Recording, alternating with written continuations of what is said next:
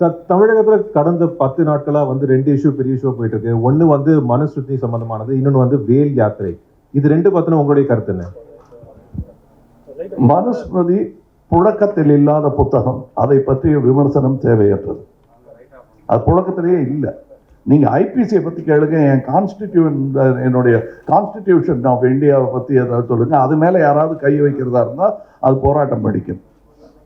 இதை பத்தி பேச வேண்டிய அவசியமே கிடையாது. அது புழக்கத்தில் இல்லாத ஒரு புத்தகம்.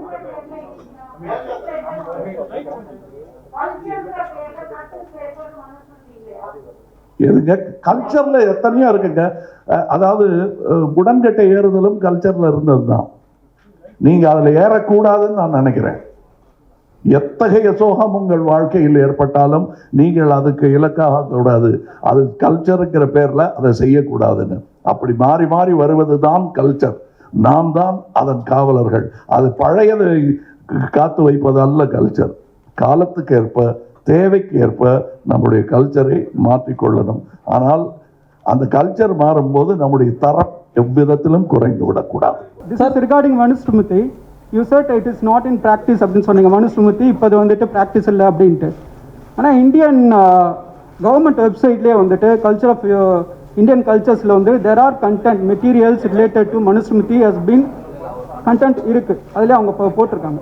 ப்ளஸ் இது பார்த்தீங்கன்னா நீங்கள் நிறைய பேர் வந்துட்டு scholars, experts, they are saying that directly or indirectly this government is trying to bring back மனுஸ்மிருதின்னு சொல்கிறாங்க.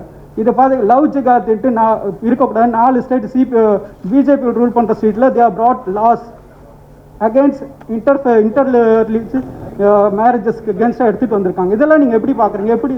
நீளமான கேள்விக்கு நான் ஏற்கனவே பதில் சொல்லிட்டேன். நான் என்னன்னா, என்னுடைய கான்ஸ்டிடியூஷன் மேலே கை வச்சா நடக்கிறதே வேறன்னு சொல்லியிருக்கேன். அவ்வளோதான். அதுக்கு மேலே என்ன அழுத்தமான பதில்? நம்ம தான் பழிபோடும் பழிவாங்கும் அரசியல் அல்ல எங்களுடைய அரசியல். ஆனால் வழிகாட்டும் அரசியல். எங்கள் கான்ஸ்டிடியூஷன் புக்கில் கை வைக்காதீங்க. எங்கள் சட்ட புத்தகங்கள் அது வந்து திருத்தி எழுதியக்கூடிய புத்தகங்கள் தான், திருத்தி எழுதப்படும். அந்த மாதிரி ஸ்மிருதிகள் எல்லாம் திருத்தி எழுத முடியாது. எங்கள் சட்டம் மக்களுக்காக, மக்கள் நலனுக்காக திருத்தி எழுதவும் முடியும். ஆனால் அதை ஆலோசித்து ஆய்ந்து அதை செய்வார்கள். நடிகர் கமல்ஹாசன் அவர்கள் விவரம் அறியாதவர் அல்ல, படிக்காதவர் அல்ல, நிறைய படிக்கக்கூடியவர், சமூக நடப்புகளை உற்று கவனிக்கக்கூடியவர். இன்றைக்கு இந்திய சமூகம் அரசியலமைப்பு சட்டத்தால் வழிநடத்தப்படுகிறது என்பதை விட மனுஸ்மிருதியால் தான் வழிநடத்தப்படுகிறது. அரசியல் நடவடிக்கைகளுக்கு மட்டும்தான் அரசியலமைப்பு சட்டம். நாடாளுமன்றத்தை நடத்துவது, சட்டம் இயற்றுவது போன்ற நடவடிக்கைகளுக்கு அரசமைப்பு சட்டம் பயன்படுத்தப்படுகிறது. ஆனால் சமூக கட்டமைப்பில் திருமணச் சடங்குகளாக இருந்தாலும், ஈமச் சடங்குகளாக இருந்தாலும், வாழிடம் தொடர்பான நிலைப்பாடுகளாக இருந்தாலும், உண்ணுவதாயிருந்தாலும், உடுத்துவதாயிருந்தாலும், உறவாடுவதாயிருந்தாலும் எல்லாவற்றிலும் சாதி முன்னிருக்கிறது. அதற்கு மனுஸ்மிருதி தான் காரணம். மனுஸ்மிருதி தான் பண்பாட்டு தளத்திலும் சமூக தளத்திலும் மேலாதிக்கம் செய்கிறது. இது ஊரறிந்த உண்மை, உலகறிந்த உண்மை, நடிகர் கமல்ஹாசனும் அறிந்த உண்மை.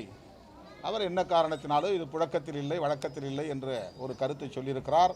வாழ்வின் அன்றாட நடைமுறையில் ஒவ்வொரு அங்குலத்திலும் மனுஸ்மிருதியே இந்திய சமூகத்தை ஆளுமை செலுத்துகிறது, வழிநடத்துகிறது. இதை யாரும் மறுக்க முடியாது.